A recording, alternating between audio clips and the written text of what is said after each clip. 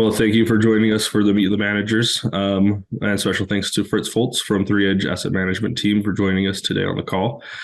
Three Edge is one of the original strategies that we've had on the platform. We've originally started with their total return and conservative strategies, and since then we've also added the ESG portfolio.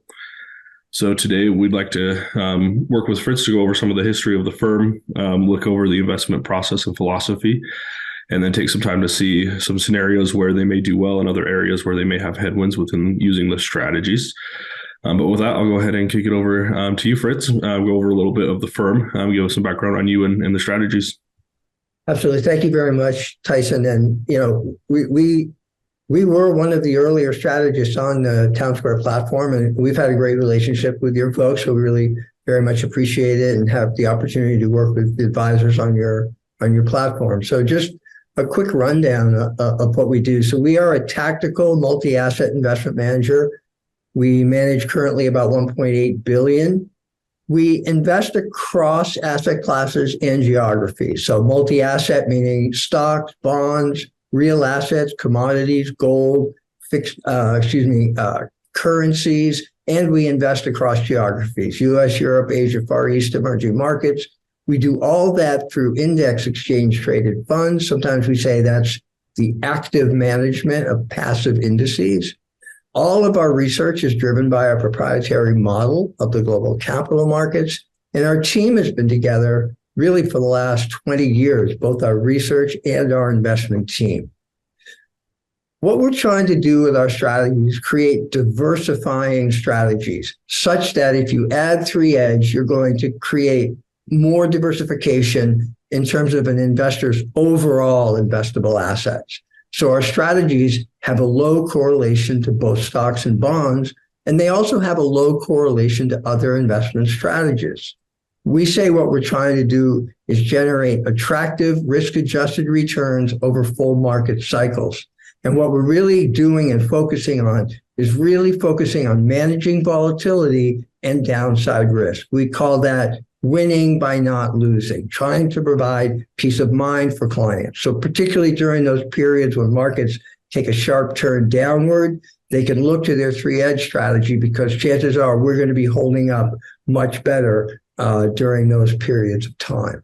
I mean, again, the value proposition is we're really going for investing peace of mind, low correlation to stocks, bonds, and other strategies, winning by not losing. Yeah, that's great. That definitely goes over a lot of the ways that we use the strategies when we build those into portfolios, kind of a buffer strategy to provide some non-correlated types of returns for portfolios. So. Exactly. All right. Do you want to switch over a little bit, maybe talk on the investment philosophy and the process that you follow on those strategies? Sure, absolutely. So as you can imagine, we are oftentimes fairly conservative in our investment philosophy. I always have liked this quote, basically from Mark Twain, that says there are times in life when you should not speculate. And the first one is when you can't afford it. And of course, the second one is when you can afford it. So the idea here is we're not speculating. We are investors for the long term, and we really are focused on risk management. One of the interesting things that really speaks to what we're trying to do is this idea, and I'm sorry about the cheap sports analogy, but we say that in investing, defense can win championships. And it's an interesting narrative. If you go back all the way to the 12/31/71 through the end of last year, we know that oftentimes investors are told, well, you really don't want to get scared out of the market regardless of what's going on, because if you do, you won't participate in the rebound. So if you miss those best days or best month of performance, you'll underperform the S&P. And over this time period, that's true. If you just stayed in the S&P the whole time, your average annual return would be about 11%. But if you missed the 12 best months of performance, you'd be 300 basis points behind. That makes sense. However, from our standpoint, the other side of that coin is, well, what if you were able to miss the worst 12 months of investment performance? What would your performance look like? And you actually would outperform by doing that. Now, we're not going to miss all the worst periods of performance. We're not going to capture all the best ones. But the point here is by playing defense, not only are you focusing on risk management, it can be additive to returns as well. I can spend just a quick minute on our investment process. Yeah, that would be great. Thank you. So the way that we look at the world, and oftentimes the way we explain it to our investors, is we call it the seasons of the market. And you can see on the inside of this circle that we have the seasons of nature, right? Summer, fall, winter, spring. And what we would say are the economic cycles and the market cycles, they also tend to cycle, just like the seasons do. And so you have periods where, if you go to the bottom of this chart, you have periods, for example, when we had the pandemic and we had a very sharp recession. It didn't last very long, but that was a period of time when your government bonds tended to do well because the central banks were coming in and adding liquidity to the system to try to prop up the economy.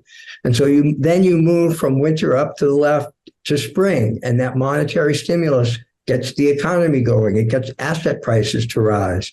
And then what happens as we move to the top of the chart is, you start to get an overheated economy. You start to get an overheated market. You start to have inflation, which is what happened to us here in the US.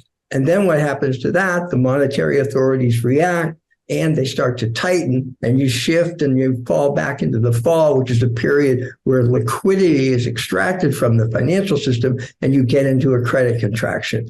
And so that's a way that we talk about it. And what we would say is, certain asset classes do better depending on where you are in the cycle or where you are in the season. And we use this a lot just to explain to investors, since we're tactical, making changes when we're following that cycle. And just in terms of our research and our investment process, I said earlier that we use a model to do our analysis and our research.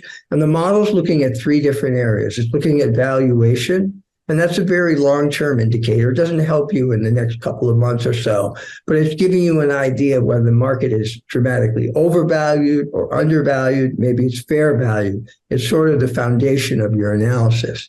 Then we look at economic and market factors. We spend a lot of time looking at interest rates and credit spreads and the yield curve and the change of the yield curve. And we like looking at those types of factors because they're not derived. They're pure market information, and there's a lot of information embedded there. And then the third leg of the stool, or the third edge, if you will, are the behavioral factors, because quite frankly, those are very short term. But markets sometimes are driven by people buying because they're buying or selling because they're selling. And so all three of these play a part in our model analysis, which drives our investments. The other thing about the way that we invest in terms of our process, since we're tactical and we have the capacity to dial back risk, we have very wide asset class ranges. And that's important if you're going to be a tactical manager. And so you can see here, the conservative strategy always will have a minimum of 6%, but will only have a maximum of 30% invested in equities. We have those minimums there because we want to be globally diversified at all times, but we use those ranges, as I said, to be either risk on or risk off. And that occurs, those ranges, those minimum and maximums, across all of the asset classes that we invest in. So, right. So, just on the investment philosophy and process, sure. One question we often get from our advisors when using the strategies is the use of the ETFs in the strategies. As you know, we do a lot with SMAs and talk about owning the underlying positions directly. And I think it's important maybe for them to understand the reason why within this multi-asset strategy you use ETFs and why that's the preferred approach. Yeah, sure. So, we have been doing this since the early 2000s. And back then, there was no exchange traded fund market, right? There were mutual funds. But the reason that we do this is we want to invest at the index level. We don't buy individual stocks. We don't buy individual bonds. And there are reasons for that, because we want very broad exposure to asset classes. So we want exposure to the US equity market, and we want exposure to Europe or the Far East. And so for us, the best, purest exposure are the ETFs. And they're a much better vehicle, in our opinion, than the mutual funds are, right? Your cost basis is your cost basis, so they're more tax efficient. And because it's in an SMA, the client sees all the underlying holdings that make up the strategy. And so that when we make changes to that, they'll see those changes as well. But they see those individual holdings, and their cost basis is the cost basis of those individual holdings. So from a tax standpoint, we like it. It's very, very clean. But the primary reason we do it is from an investment standpoint. We want exposure to asset classes and geographies at the index level. All right, perfect. Thank you for that. Yeah, Sure. and let's take some time to go over it. I think, as we mentioned at the beginning, there's 3 strategies we use from you guys. So the conservative, total return, and ESG.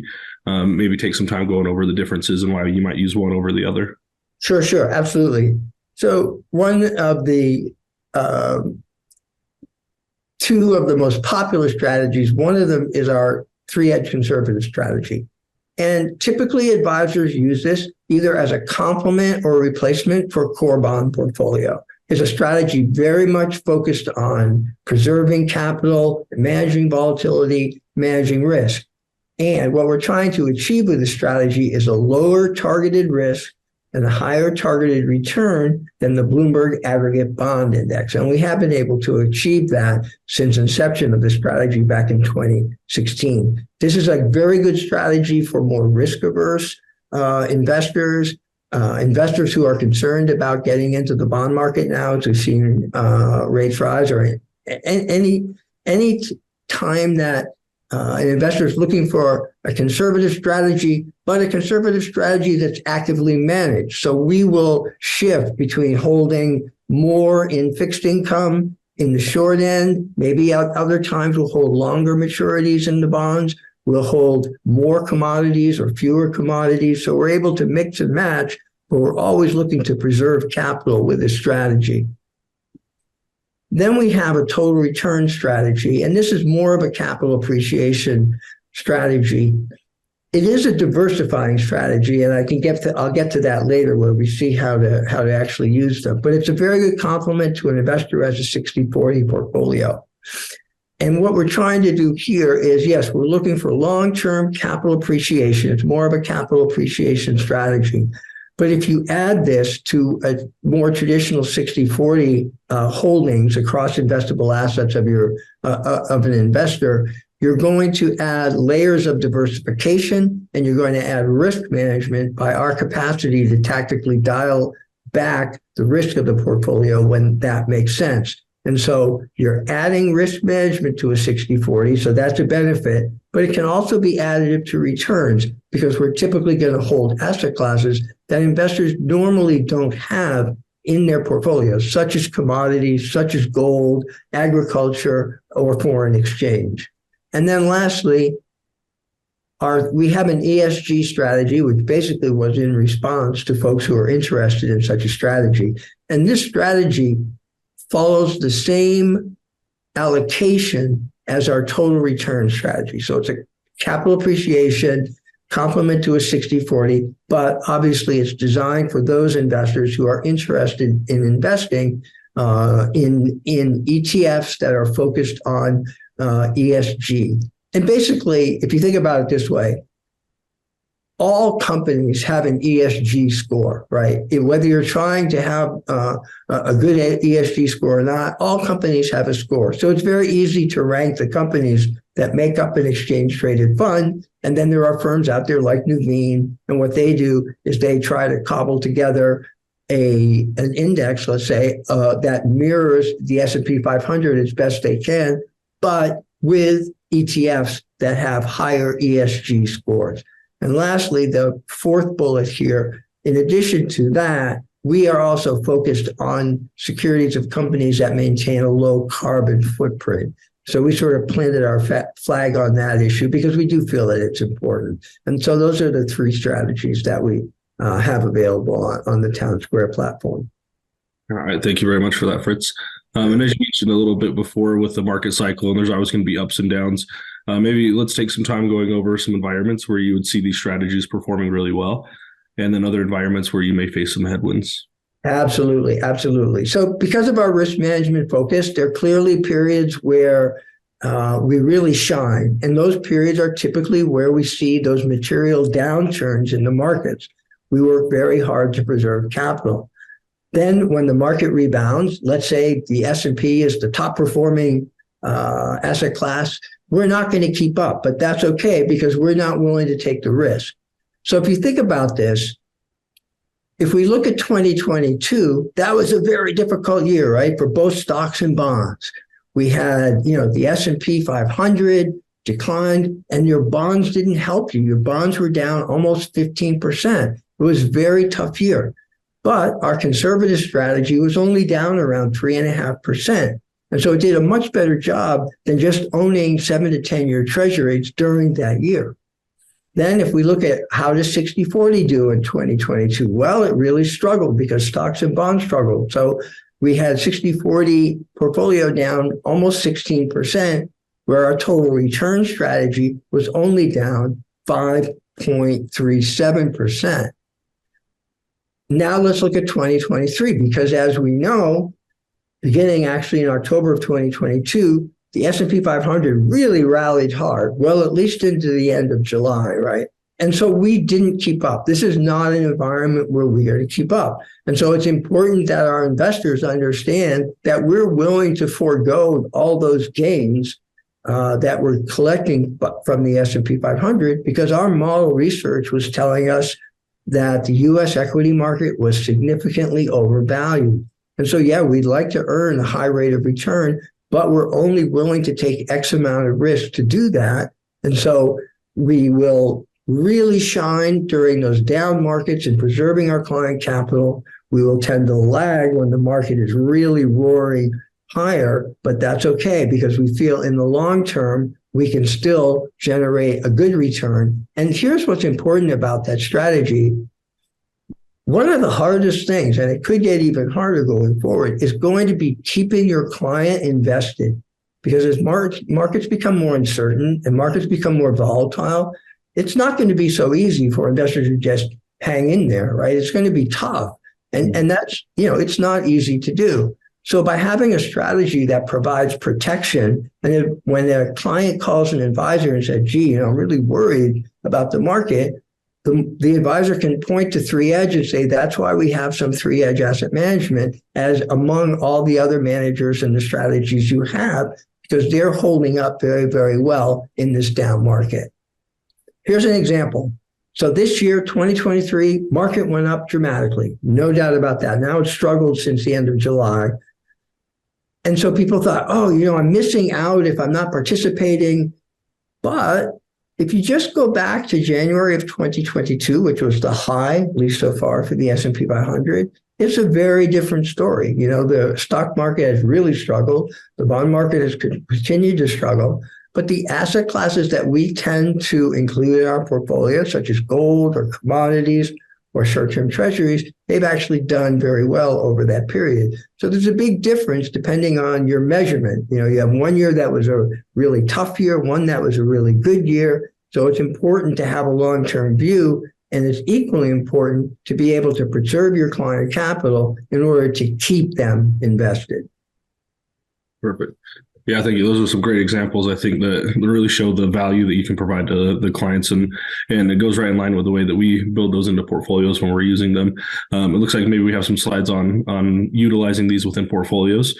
I know we've talked about it being kind of a buffer or a ballast. So yeah, I'd love to see what you have on that. So this is just this is a dramatic oversimplification, but I just want to, point out, well, how do people use this? It sounds good, but how to use it? And obviously you folks know because you do it, but here's an example, oversimplified, but if you have a 60-40 portfolio, you could take 10 from your 60 and 10 from your 40, you come away with a 50-30-20 portfolio, 50% stocks, 30% bonds, and that 20% could be invested in either our total return strategy or our conservative strategy, depending on how risk averse the client may be. And the goal of doing this is to add additional layers of diversification so that is going to help you on the risk management side, while at the same time, we are trying to be additive to returns. And the way that we would do that, as I mentioned earlier, is by being invested much more globally diversified in terms of not only US stocks, but Europe, Asia, Far East, emerging markets, depending on what our model research is saying, and also different asset classes, such as real assets, commodities, gold, foreign currencies, just a much more broadly diversified portfolio. So we're really trying to both reduce portfolio risk through diversification and our tactical moves, but also be additive to returns wherever we can. And so that's, as I said, it's maybe oversimplified, but I think it hopefully provides a picture of how you can use our strategy and why you might choose to use the strategy. Yep. No, that's perfect. Yeah, it's a great diversifying strategy. And like you said, scaling up or down by risk using the total or conservative. And then we've had a lot of success as well with that ESG portfolio for people who are looking for that type of an approach to investing. Okay. Was there anything else you wanted to add in there, Fritz? I guess so. I mean, one of the things that that we do is we do a weekly video now called the 3Edge Week in Review, which I do with our Chief Investment Officer, Steve Cucchiaro, intended to be a short 10-minute video. And we found that has been really well received by advisors and advisors' clients. And I can tell you, whenever I travel and go out to visit advisors, I might walk in the conference room and they point and they say, "Oh yeah, I know you. You're the guy who I see on Saturday morning in the video." And we didn't know what to expect when we started to create these videos, but they really turned out to be very powerful, particularly on the client retention side, where the client or the advisor can share them with their client or not, depending, totally up to them. But clients tend to feel like they're being brought into what we're thinking about the markets. They're learning. That education, we hope, helps to calm their nerves as they go through all these uncertainties. So that's sort of an important point. And these are some of the various titles of the videos that we made in the past. We have a 3Edge YouTube channel. If you go to YouTube, type in 3Edge, you'll see the library of videos and you can subscribe. And that's just sort of a summary. We're trying to provide peace of mind. We're focused on risk management. Our strategies are always broadly diversified. We're tactical in nature, so we are making changes when our research changes. We're seeking to add a layer of risk management, and we're hoping to be additive to returns as well. So hopefully that's a good overview. If people want to find out more, advisors are interested, Jonathan Cressy is our point person for our Town Square relationship, and he's always open to hearing from folks if they want to hear more about us. You can go to our website as well. So, Tyson, thank you for inviting us to give this overview, and hopefully that was informative. Absolutely. Yeah. Thank you, Fritz. And I'll always thank you to you and the team, John, and everyone over there for the partnership that you have here with us. We've appreciated using your strategies over time and look forward to continue using them. As Fritz said, feel free to check out the content that they create. There's a lot of really good stuff out there for the markets. And I've watched that weekly video quite a bit with you guys in it. So it's a great video. With that, that's just a reminder. If you have any questions with this strategy or how it may be incorporated within portfolios, feel free to reach out to us on the portfolio strategy team and we can answer any questions there. We can also get you in touch with Fritz and John for any specific questions that we may need to. So with that, we'll go ahead and sign off. Thanks again, Fritz. Thank you, Tyson.